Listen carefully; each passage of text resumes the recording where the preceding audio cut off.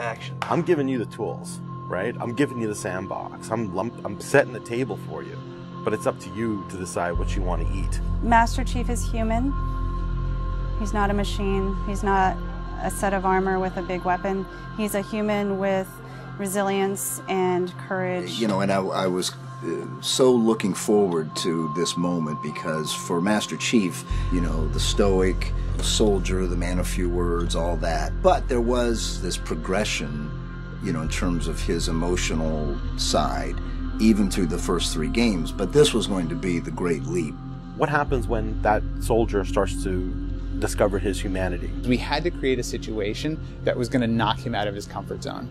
The Master Chief has settled into this comfort zone of being the hero. You know, it's interesting. Early on, we talked about the hero's journey, and like, how do you have a hero's journey when he's already a hero? What are the sacrifices that you need to make in order to preserve something as precious as humanity? The journey is the important part. The growth is the important part.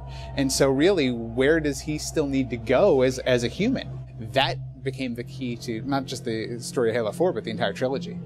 We're really examining what sort of burdens a Guardian carries. In a lot of ways, the story that we're telling with Halo 4 is about putting Chief in circumstances where he's forced to change. He's forced to take stock of himself. In a way, Chief is a Guardian. Cortana is Chief's Guardian. The Forerunners were the Guardians of their own universe, and they might have to make a decision that not everyone is going to agree with and that some people might condemn.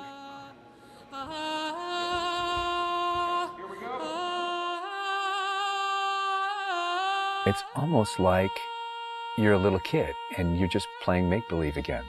So you imagine everything. The table's here. The plinth for Cortana is here. There's a window here. Ready, go.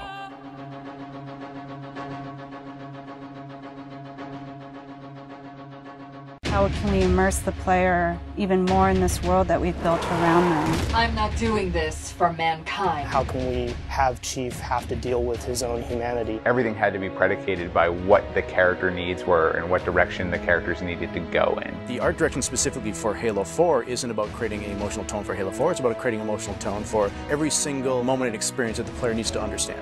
Similar to what we said is that, you know, we build what we need to see. We can't look too far this way, it starts to fall apart. But back in here, things are looking good. Film is like, I'm going to create something and it's going to be awesome and I'm going to polish it and I'm going to own it, but I'm going to share it with you, which is very different than game storytelling, which is I'm going to give you all the tools, I'm going to give you all the possibilities, and it's up to you to discover it. Answering questions and answering the directions that the narrative had already taken defined the path forward for us as we started to tell the story. We're always telling these huge, big stories. We've got Infinity, it's the biggest ship that has ever been launched. We've got Requiem, which is like the biggest Forerunner artifact we've ever found. But in the middle of all of that, we've got this very small personal story between Master Chief and Cortana. You tell a story with every detail that you put into a game. Immersion is really what allows somebody to believe your universe and also to become emotionally caught up in your universe. Ready to get back to work? I thought you'd never ask. How do we make sure the sights and the sounds and the things that they're feeling as a player inhabiting that suit really comes through more clearly? And you know, technology has allowed us to do that with much higher fidelity than back in the CE days. Okay, so those are definitely bigger ones. Yeah, those start to get. Just because we've got more people. Let's roll video. Yeah. So this will be just video and audio only, no face, no mocap. In that case, you won't mind if we return the favor. As we design these things, we put together the best plan. Until it actually touches an actor, it lacks humanity. Having the ability to work with the actors on stage, capturing their face, body, and voice at the same time, really gives us an opportunity to create an immersive experience for the actors. Working at Giant, we could have at least 8 actors in the same volume at the same time. So the objects that they're acting around and the people that they're acting with, against, through, and toward are there in the scene with them, and it makes a huge difference. We sent out a breakdown for the characters and how we wanted them to feel. We ended up getting 80 or 90 submissions back through our casting team. Casting for the Master Chief is tough. You need a performer that has a really raw physicality to him, and yet he has to, within the confines of this suit, be able to relate and relay emotion. I like to express myself. I freely do it. I wholly do it. I enjoy it. And so pulling back on all of those instincts is what's required to play him. Imagine that translating to a 3D model with huge armor, and making sure the personality of Chief's movement comes through that armor was really critical. And that really came down to Bruce's acting, his physical stature, and really his physicality as he went through all of the performance. You'll never see his face or hear his voice, but all of the other actors that are playing off of him have received so much from him in their performances, and I think that they would all agree with that. This is the low-res asset of Chief. We were afforded a little bit more budget since he's our hero. From the art process, storytelling is just about engaging the player. You don't have to answer any questions. You don't have to take them through a lot of loops of feeling. The player is engaged. I think you've got the start. So Master Chief's a difficult one because he's a dude in a helmet.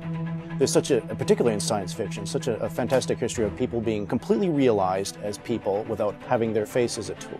For us, it's making him feel like a real person. We have a nude male sculpt, and then from there we sculpt it on physically a tech suit. And on top of this, guys, when we spend time just doing all the details and trying to add some of that functionality, even little bits here and there like Braille, and this just reads 117.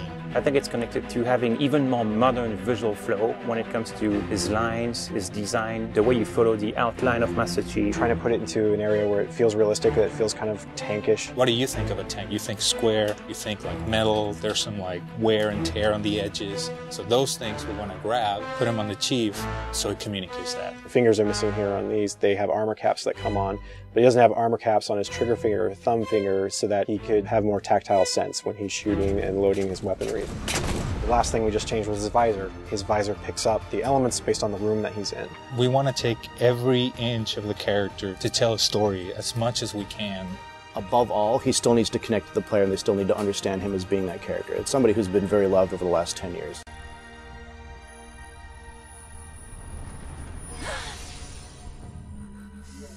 The irony here, right, is that we have a character who's not human at all in Cortana. I was put into service 8 years ago. She is the most human character that we have in the story. Right? She's struggling with her own mortality. AIs deteriorate after 7, Chief. That's something that everybody struggles with. That's the most, human it gets. If we can just get back to Earth and find Halsey, she can fix this. Everyone has to figure out what it means to die.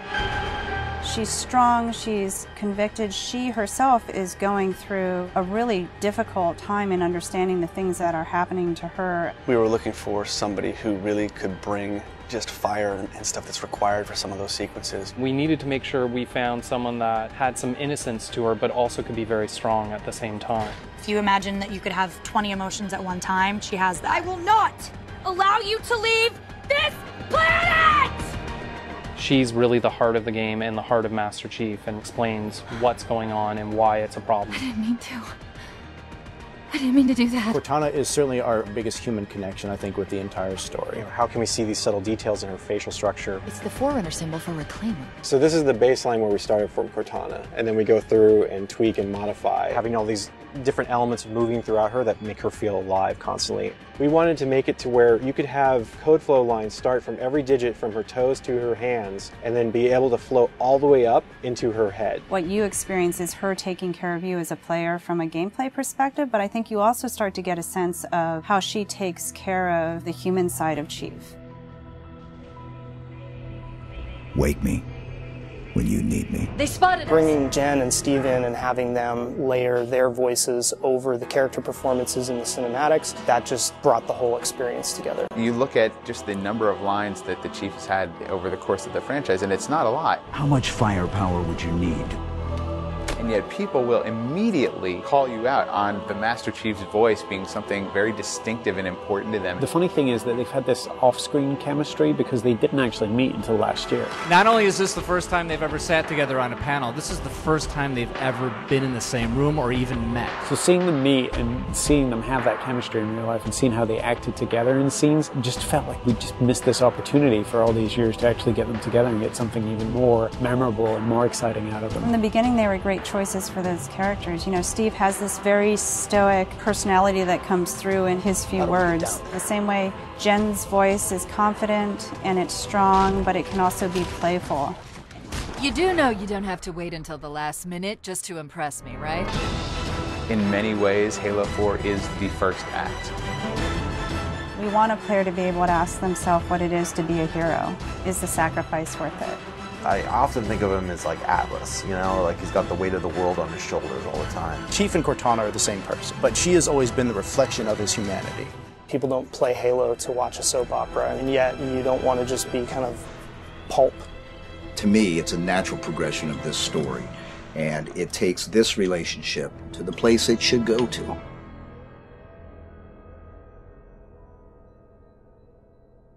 Don't make a girl a promise you can't keep.